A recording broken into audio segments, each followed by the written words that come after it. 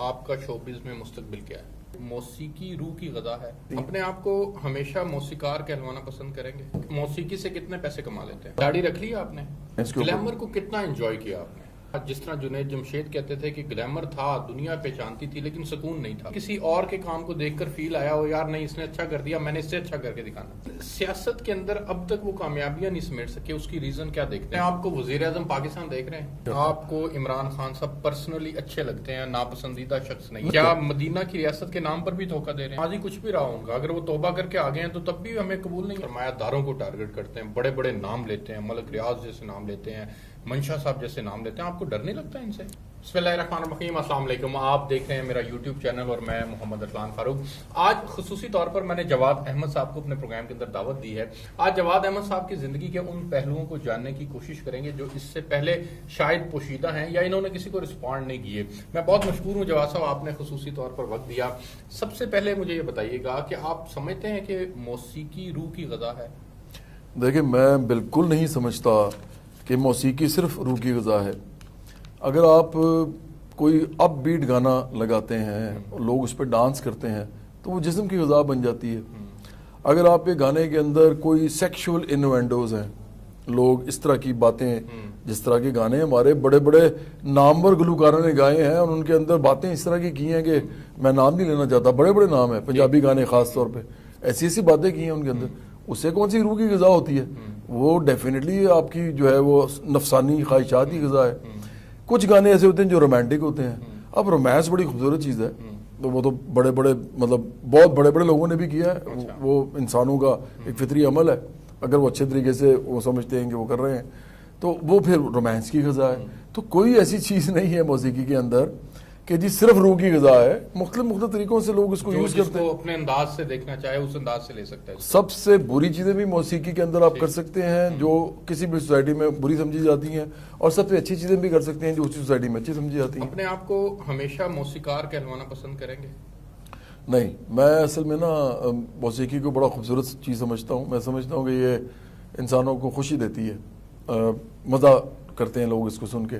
پھر وہی بات کہ چاہے وہ ڈانس کر کے کر رہے ہیں، چاہے وہ بڑے غمگین گانا سن کے کر رہے ہیں، یا وہ پیار محبت کی بات سننا چاہتے ہیں، یا پاکستان یا کسی بھی ملک کے بارے میں بات، اپنے ملک کے بارے میں بات سننا چاہتے ہیں، یا اگر وہ کوئی اسپریچول روحانیت سننا چاہتے ہیں تو لوگوں کو مزہ بھی آتا ہے، خوشی بھی ملتی ہے. لیکن میرا یہ مسئلہ نہیں تھا ارسلان. میں نے جب یہ موسیقی کی ہے تو میرے لیے یہ ایک ٹول تھا. میں آپ کو سچ بتاؤں تو اس نے مجھے بہت زیادہ عزت بھی دی، پیار بھی دیا اس ملک کے اندر، اتنے پیسے بھی دیے کہ میں نے اپنے آپ کو اسٹیبلائز کیا اور میں پولیٹکس کر سکتا ہوں. اگر میرے گھر میں مجھے پرابلم پڑی ہوتی کہ میں نے صبح سے لے کے شام تک صرف روزی کما کے واپس آنا ہے تو شاید میں پولیٹکس بھی نہ کر سکتا. تو میں موسیقی کا بہت احسان مند ہوں کہ اس نے مجھے ایک زندگی میں اسٹیبلٹی دی ہے، لیکن یہ میرا اصل میں وہ آبجیکٹو نہیں ہے، اور نہ ہی میرا پروفیشن ہے. اور اس کو آئندہ آنے والے وقتوں میں چھوڑ دیں گے؟ نہیں، میں اس کو اس وقت تک کروں گا جب تک لوگ ایک برابری پارٹی کو پاکستان کی بہت بڑی پارٹی نہ بنا دیں اور یہ باقاعدہ اسٹیک ہولڈر نہ بن جائے. اس کی وجہ یہ ہے کہ میں اگر اس کو چھوڑ دیتا ہوں تو میں ایک بات پھر لوگوں کو سمجھا رہا ہوں، وہ یہ سمجھا رہا ہوں کہ مڈل کلاس کے لوگ پولیٹکس نہ کریں، کیونکہ مڈل کلاس کے لوگ پولیٹکس کر نہیں سکتے جب تک وہ اپنا کام بھی ساتھ ساتھ نہ کریں.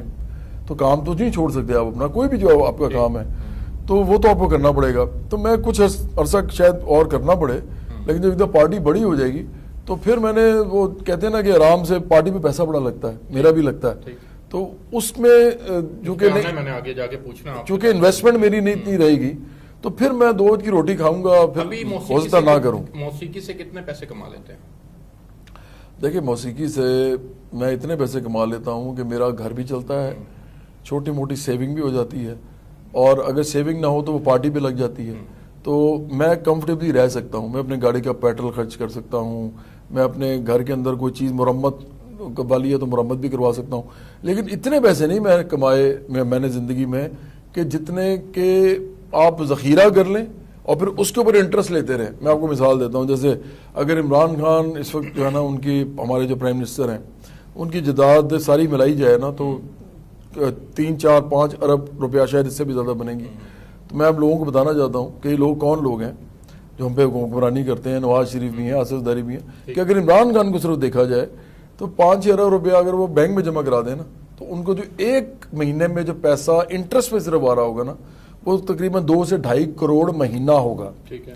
تو آپ کن لوگوں کے پیچھے لگے ہوئے ہیں؟ تو ہمارے پاس اتنا پیسہ نہیں ہے بھائی. ٹھیک ہو گیا. موسیقی نے اتنے پیسے نہیں دیے. ہاں یہ کسی کو بھی نہیں دیتے. ہاں کچھ آرٹسٹ ہیں پاکستان کے اندر جو انڈیا سے جنہوں نے کام کیا, راحت فتح علی خان ہے, عاطف اسلم ہے, میرے خیال شاید وہ اربوں میں چلے گئے ہوں.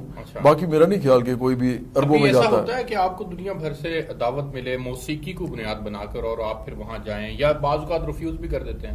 نہیں, پوری دنیا میں ملتا ہے, جاتے ہیں جہاں پاکستانی. نہیں میں نہیں کرتا.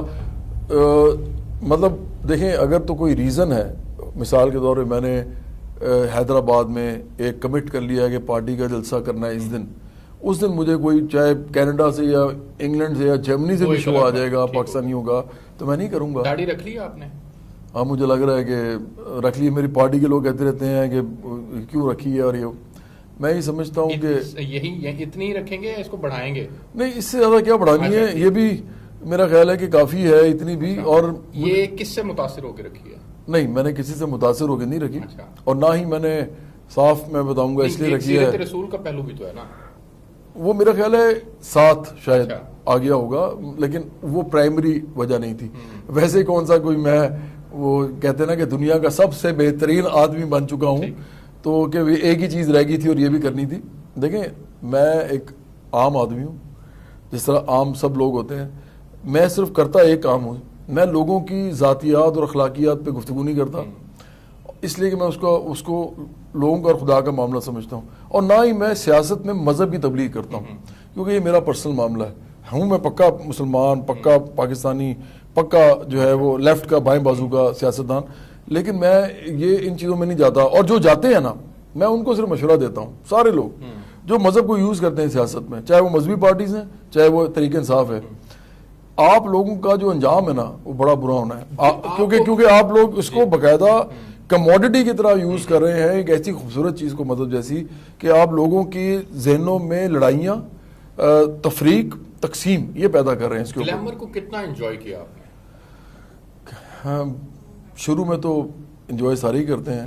میں نے اصل میں نا دیکھیں, یہ میں نے آپ کو پہلے بھی بتایا اسلان, کہ میرا جو پہلا گانا تھا نا اللہ میرے دل کے اندر, جب میں نے موسیقی سٹارٹ کی تو میں نے یہ سوچ کے کی تھی کہ میں نے پالیٹکس کرنی ہے. میرے والدین پولیٹیکل سائنس کے پروفیسر تھے دونوں, ان کی کتابیں پڑھنی شروع کر دی تھی, تو مجھے پتا تھا میں نے یہ کرنا ہے. تو میں نے اپنا پہلا گانا سٹارٹ وہاں سے کیا, اس میں امیر اور غریب کا فرق دکھایا میں نے. پھر میرے پہلے البم میں سارے گانے, تقریباً پہلے 5 گانے اسپیشلی, وہ تھے ہی سارے پولیٹیکل تھیمز پہ تھے, سب کو پتا ہے. تو اس لیے میرا سفر ہے اس میں گلیمر امپورٹنٹ نہیں تھا, آؤٹ ریچ امپورٹنٹ تھی, لوگوں تک پہنچنا, تاکہ وہ میرے ساتھ بعد میں کام کر سکیں. لیکن گلیمر تھوڑا بہت جو تھا انجوائے کون نہیں کرتا, لوگ آپ کو پیار کرتے ہیں, آگے لوگ آپ سے آٹوگراف لیتے ہیں. کیا آپ سمجھتے ہیں کہ اس میں سکون تھا؟ جس طرح جنید جمشید کہتے تھے کہ گلیمر تھا, دنیا پہچانتی تھی, لیکن سکون نہیں تھا. دیکھیں میں جنید سے کوئی یہ تو نہیں کہتا, وہ فوت ہو گئے ہیں, اور مطلب میں ان کی ہمیشہ کے لیے ابدی سکون کے لیے میں دعا کرتا ہوں. لیکن میں ان سے اختلاف کرتا ہوں اس حوالے سے کہ جنید جمشید نے جو پیسے بنائے ہیں زندگی میں, جو انہوں نے بزنس میں بھی لگائے یا پھر اپنی جائیدادیں بھی بنائیں, وہ سارے موسیقی سے بنائے. لیکن انہوں نے جب موسیقی چھوڑ دی تو انہوں نے وہ پیسے جو ہیں وہ خیرات نہیں کر دیے, انہوں نے رکھے, اور فتویٰ بھی لیا کہ جی میں رکھ سکتا ہوں. اور اس کے بعد پھر انہوں نے نعت گوئی شروع کی, تو پھر اس میں سے بھی انہوں نے پیسے بنائے, بہت ٹھیک ٹھاک پیسے لیتے تھے وہ لوگوں سے. تو دیکھیں بات یہ ہے کہ اگر پیسہ بنانا ہی اصل کام ہے, موسیقی کے تھرو بھی اور آپ باقی بھی جو کچھ کر رہے ہیں, تو وہ تو ہر بندہ اپنے طریقے سے بنا رہا ہوتا ہے, آپ بھی بنا رہے ہیں. یہاں پہ ایسے نعت گو بھی ہیں جو نعت گوئی کر کے پیسے بناتے ہیں, اور کہتے ہیں نہیں, اور کہتے ہیں کہ نہیں, اور یہ بھی کہتے ہیں وہ بھی کہ فیس اتنی دے دیں تو میں نعت پڑھ دوں گا. لیکن سب سے مزیدار بات ہے کہ نعت میں یہ پڑھتے ہیں کہ اے مدینے والے مجھے مدینے بلا لے, لیکن جاتے نہیں ہیں مدینہ. حالانکہ وہ جتنے پیسے مدینے والے کا نام لے کے وہ لے رہے ہوتے ہیں, ٹکٹ جو ہے وہ تو اس سے میرا خیال ہے کہ 1/5 یا 1/6 پیسوں میں آ جائے گی, لیکن وہ نہیں جاتے. تو یہ دیکھیں, یہ میرا خیال ہے مذہب بھی ایک کاروبار ہے, اور اس کے اندر سارا مذہب نہیں, میں کہہ رہا ہوں مذہب بھی کاروبار کے طور پہ لوگ یوز کرتے ہیں, اور یہ بڑی غلط بات ہے. لوگ کر رہے ہیں, بس کر ہی جا رہے ہیں, ان کا خدا کا معاملہ ہے. اپنے کام کو, گانے کے کام کو ریٹ کریں دیگر ساتھیوں کے ساتھ جتنے گلوکار پاکستان کے اندر موجود ہیں, تو آپ سمجھتے ہیں کہ آپ ایک کامیاب گلوکار ہیں, آپ نے ان کا مقابلہ کر لیا, اس تک پہنچ گئے؟ میں نے مقابلہ کیا ہی نہیں کبھی. اچھا دیکھیں میں تو مقابلہ کر ہی نہیں سکتا. دو وجہ سے ریٹنگ اگر کرتے ہیں اپنے کام کو خود ریٹ کرتے ہیں لوگوں سے نہیں. یہ بڑی اچھی آپ نے بات کی ہے. دو وجہ سے میں مقابلہ نہیں کر سکتا. ایک, میں ان لوگوں کے ساتھ مقابلہ نہیں کر سکتا جو سیکھے ہوئے لوگ ہیں, بہت بہترین کمال لوگ ہیں, بہت بہترین لوگ. مطلب آپ سوچیں کہ مہدی حسن صاحب, نور جہاں صاحبہ, کشور کمار, محمد رفیع, طفیل نیازی صاحب, سلامت علی خان صاحب, امانت علی خان صاحب اور اتنے سارے, روشن آرا بیگم. اس کے بعد اگر آپ آئیں تو پھر یہ ابھی آج کل راحت فتح علی خان ہیں, شفقت سلامت علی خان ہے, شفقت امانت علی خان ہے, یہ سب لوگ سیکھے ہوئے ہیں. جاوید بشیر ہیں, بہت مجھے پسند ہیں. حسین بخش گلو صاحب ہیں. اس کے بعد پھر اور نیچے میں سب گانے والوں کی بات کر رہا ہوں, اور یہ آپ نے ضرور چلانا ہے کیونکہ میں ان سب کو کریڈٹ دینا چاہتا ہوں. آج کل جو لوگ آ رہے ہیں ان میں امانت علی, نبیل شوکت, نجم سیٹھی کے بیٹے ہیں علی سیٹھی, اور بھی بہت سے نام ہیں, میں شاید بھول جاؤں گا. یہ بڑے اچھا گاتے ہیں, ہم سب سے اچھا گاتے ہیں. ہم جو بڑے اپنے دور میں بن گئے, کچھ لوگ سٹار سو کالڈ بن گئے, ہم سے زیادہ اچھا گانے والے لوگ بعد میں آئے. تو اس لیے ان سے تو میں کمیڈی نہیں کر سکتا. یہ میں تو ان کو سلام کرتا ہوں, میں ان کو پیار بھی کرتا ہوں. دوسری قسم کے لوگ کون ہیں جنہوں نے موسیقی کو بازاری بنا کے پیسے بنائے, ان سے بھی میں کمپیٹ نہیں کر سکتا کیونکہ میں وہ نہیں کر سکا. میں نے اپنے موسیقی میں ہمیشہ رومانس کو بھی اور فن کو بھی وہ ایک خاص لمٹس میں رکھا ہے. اس لیے نہیں کہ میں ان کو برا کہتا ہوں, اس لیے کہ میں منافقت نہیں کرتا. جس کو میں ٹھیک اور صحیح سمجھتا ہوں اس معاشرے میں رہتے ہوئے میں اس سے آگے نہیں جاتا. اچھا, کہتے ہیں کسی کے کام کو دیکھ کے اپنے کام کا موازنہ کرنا چاہیے اور پھر اتنا حسد ضرور کر لینا چاہیے کہ یار وہ پرفارم کر رہا ہے تو چلو میں اس سے اچھا پرفارم کر لوں. تو آپ کو کبھی ایسا ہوا کہ کسی اور کے کام کو دیکھ کر فیل آیا ہو یار نہیں اس نے اچھا کر دیا, میں نے اس سے اچھا کر کے دکھانا؟ کشور کمار جو ہے نا, وہ ایک ایسے آدمی تھے کہ جب وہ اپنا لائن بولتے تھے نا تو لگتا تھا کہ یار یہ کیسے کوئی گا سکتا ہے اس طرح. تو ان کو حسد تو میں نہیں کرتا, رشک ضرور کرتا ہوں, یار کیا گلا تھا. تیار بھی تھے, مطلب پکے تھے, سر میں بھی, لے میں بھی, اور گلے میں جگہ بھی تھی, اور ساتھ اتنی خوبصورت آواز تھی. تو وہ واحد آدمی ہے جو زندگی میں نے سوچا کہ یار ایک دو لائنز بھی گا دوں تو بڑی بات ہے. نہیں, اچھا تو ہونے کا میں نے سوچا ہی نہیں. میں نے ان کو ہمیشہ انجوائے کیا. باقی جو لوگ ہیں میں سمجھتا ہوں کہ ان کے اپنے اپنے کمالات ہیں, میں ان کو اپریشیٹ کرتا ہوں اور ہمیشہ ایڈمائر کرتا رہوں گا. اچھا سر, مجھے تھوڑا سیاست پہ آ جاتے ہیں. برابری پارٹی بنائی, سیاست میں آئے, پہلے دن سے ایم تھا کہ میں نے سیاست کرنی ہے, لیکن سیاست کے اندر اب تک وہ کامیابیاں نہیں سمیٹ سکے. اس کی ریزن کیا دیکھتے ہیں؟ اپنی ریزن خود کیلکولیٹ اگر آپ کریں تو. ارسلان, اس ملک کے اندر جتنی پارٹی ہماری گرو کر گئی ہے 3 سال میں, یہ بہت بڑی کامیابی ہے. اچھا, آپ یہ دیکھیں براپری پارٹی پاکستان کسی بھی شہر میں جائیں آپ کو سائزبل نمبر آف پیپل ملے گا جو کہیں گے کہ ہم اس کو جانتے ہیں. یہ چھوٹی بات نہیں ہے. اس ملک کے اندر 3 بڑی پارٹیز موجود ہیں. ہم ایک قومی سطح پہ پارٹی بن رہے ہیں, کراچی میں, لاہور میں, فیصل آباد میں, حیدرآباد میں, پختونخوا میں, پشاور میں, کوئٹہ میں, ہر جگہ ہمارے لوگ ہمیں پہچان رہے ہیں. ہزاروں ممبرز ہیں اس وقت, اور ہمارے سینکڑوں کوارڈینیٹرز ہیں. بلدیاتی انتخابات میں اتر رہے ہیں. بلدیاتی انتخابات ہم اتنے بڑا انتخاب نہیں سمجھتے اس وقت پارٹی کے لیے. ہم سمجھتے ہیں جو 2023 کا ہے. اس کی وجہ میں آپ کو بڑی سمپلی بتاتا ہوں, آپ انٹیلیجنٹ آدمی ہو. دیکھو اس میں ہے 850 سیٹوں کا مقابلہ, تقریباً 850 ساری ملا کے, پنجاب اور وفاق کی پورے 4 صوبوں اور وفاق کی ملا کے. تو ادھر ہم نے کھڑے کرنے ہیں ایک ایک بندہ, تو وہ 850 لوگ ہم ڈھونڈ سکتے ہیں. یہ جو انتخابات ہیں نا, اس میں تو لاکھ سے اوپر لوگ کھڑے کرنے ہیں آپ نے. تو جو پارٹی لاکھ سے اوپر لوگ نہیں کھڑے کر سکتی, اور جو پارٹی پیسے کے بنیاد پہ نہیں سیاست کرنا چاہتی, اور ابھی پورے ملک میں ہر گھر کے اندر ڈسکشن کا موضوع نہیں ہے, تو وہ بلدیاتی انتخابات میں جا کے وہ نظر بٹو کے طور پہ تو چند 100 لوگ کھڑے کر سکتی ہے, لاکھوں تو نہیں کھڑے کر سکتی. تو ہم کون سا اتنا کوئی خاطر خواہ قسم کا نتائج لے لیں گے اور وہ کر لیں گے, ایک کہتے ہیں نا فرق پیدا کر لیں گے. تو اس لیے ہمارے لیے 2023 کا انتخاب زیادہ امپورٹنٹ. اپنے آپ کو وزیر اعظم پاکستان دیکھ رہے ہیں؟ میں تو الیکشن نہیں لڑ رہا. اچھا, آپ لڑنا ہی آپ نے؟ ارسلان, میں جتنی نفرت کرتا ہوں نا اس ملک کے اندر وزیر اعظم, صدر, وزیر, مشیر, ان کے عہدوں سے, لوگوں سے نہیں عہدوں سے, میں اتنی نفرت کسی چیز سے یعنی نہیں کرتا. آپ کو عمران خان صاحب پرسنلی اچھے لگتے ہیں, ناپسندیدہ شخص نہیں؟ نہیں, عمران خان تو مجھے پرسنلی بھی اچھے نہیں لگتے. وہ جھوٹ بہت بولتے ہیں, دھوکے بہت دیے انہوں نے اس ملک کو, قوم کو. ان کو پتا تھا کہ وہ جو کچھ کہہ رہے ہیں وہ نہیں کر سکیں گے, کیونکہ ان کے پاس پریپریشن ہی نہیں تھی. ان کی پارٹی ان لوگوں کی تھی نہیں جو یہ کرتے. کیا مدینہ کی ریاست کے نام پر بھی دھوکہ دے رہے ہیں؟ ڈیفینیٹلی. دیکھیں وہ تو انہوں نے مذہب کو یوز کیا ہے. اچھا. مذہب کو یوز کیا ہے. تحریک انصاف نے بھی, عمران خان نے بھی ساری زندگی وہ کچھ اور کرتے رہے. اور جب یہ لوگ مجھے کہتے ہیں نا کہ وہ پچھلی زندگی, بھائی نہیں, ان کی ابھی تک ساری زندگی جو ہے وہ ایسی رہی ہے, وہ دونوں طرف کھیلتے رہے ہیں. تو میں نہیں ان کی ذاتی زندگی میں جانا چاہتا, لیکن مجھے یہ پتا ہے اس میں ان کا مستقبل کیا ہے. مجھے تو عمران خان کی جو فیصلہ تھا, وہ ایک شعر ہوتا ہے, میں لوگوں کو اپنے نوجوانوں کو ہماری پارٹی میں بتاتا ہوتا ہوں. میں ان کو کہتا ہوں کہ فقط ایک قدم اٹھا تھا غلط راہ شوق میں, منزل تمام عمر ہمیں ڈھونڈتی رہی. یہ عمران خان پہ صادق آتا ہے, کیونکہ عمران خان نے کہا جی میں یہ کروں گا, عام لوگوں کو لاؤں گا, ایسے کروں گا. جب انہوں نے دیکھا کہ یہ تو بڑا لمبا سفر ہے, تو یہ تو پتہ نہیں میں کچھ وزیر اعظم بن پاتا ہوں کہ نہیں بن پاتا, تو انہوں نے اپنے وزیر اعظم بننے کی جو خواہش تھی اس کو ترجیح دی, اور انہوں چلے گئے سارے الیکٹیبلز کی طرف. اس وقت تک وہ پارٹی کا نام اتنا بنا چکے ہوئے تھے 15 سال میں کہ ان کو لگا کہ اب میں یہ کر سکتا ہوں. تو 2011 میں انہوں نے اپنا پورا باؤٹ ٹرن کیا. دیکھیں عمران خان کے اب جو حصے میں چیز لکھی ہوئی ہے نا, وہ ذلت اور رسوائی ہے. اچھا.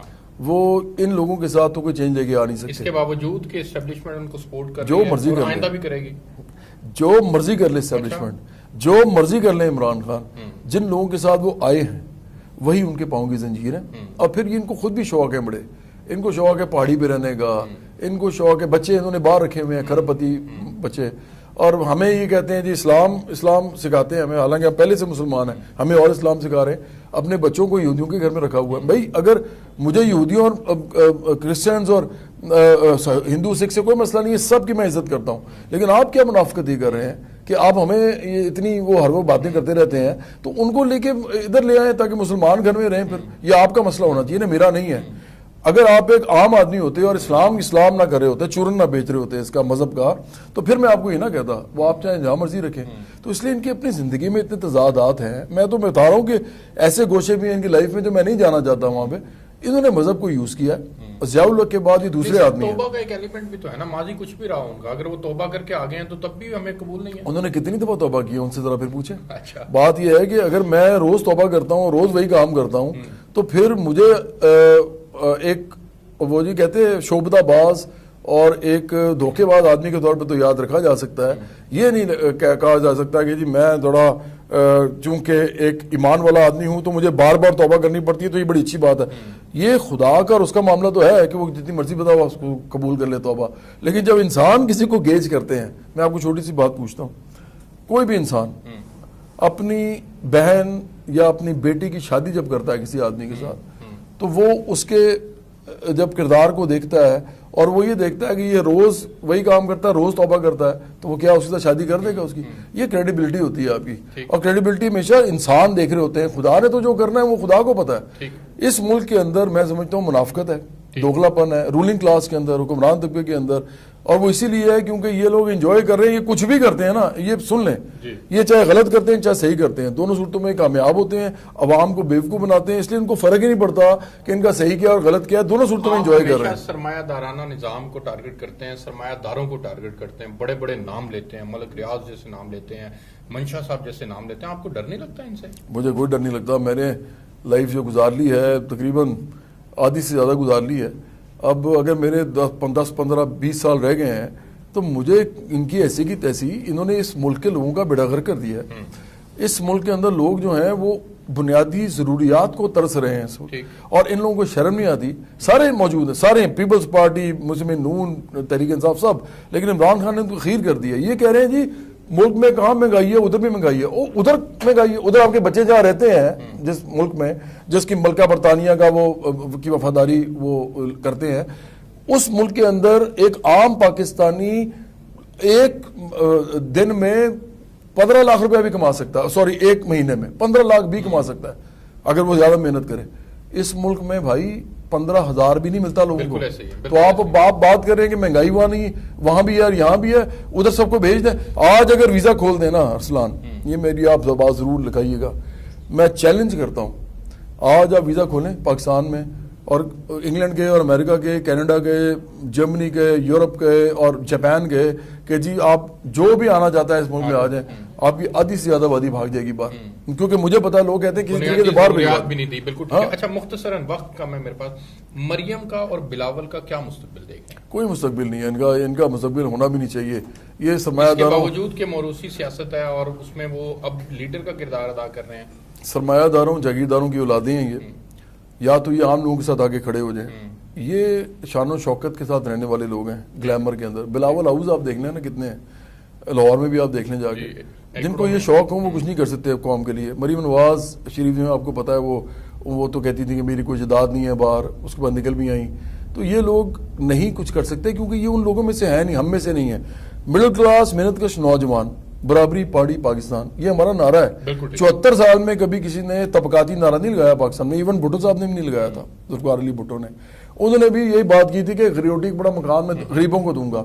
ہم کہتے ہیں نہیں، غریب خود آگے لیں، غریب خود پولیٹیسائز ہوں، خود تنظیم سازی کریں ہماری پارٹی کی، اور خود الیکشن لڑ کے اس ملک کے اندر ایک بڑی پارٹی کھڑی کریں. اچھا سر، آخری سوال، آپ کا شوبز میں مستقبل کیا ہے؟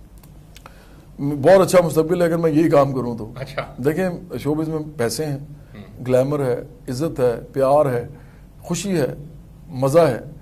لیکن میرا پرابلم یہ ہے ارسلان کہ مجھے بچپن سے ایسا ہے کہ جب میں دیکھتا ہوں نا لوگوں کو، اپنے آپ کو بھی دیکھتا ہوں، اپنے والدین کو، پھر مڈل کلاس کو، پھر لوور مڈل کلاس کو، میرے دل کے اندر لگتا ہے جیسے کوئی کسی نے خنجر مارا ہے.